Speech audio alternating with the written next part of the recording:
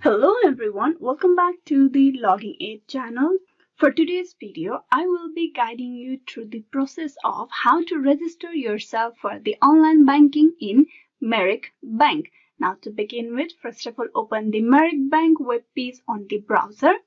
Open any browser on your PC. Then in the search bar, type in merrickbank.com and press enter. You will be directed to the official web page of the Merrick Bank.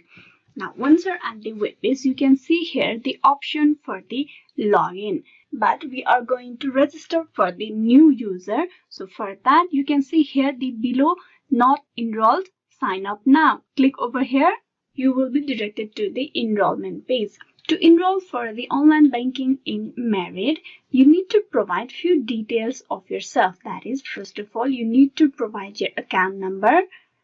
Type in your account number in here. Then you need to provide your date of birth.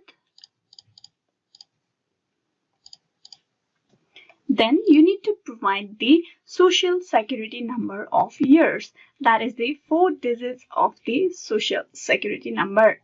Here, you provide all the details and then click on next. Here, there are 2 more steps before your enrollment process is complete. You just need to follow the procedure that they have instructed.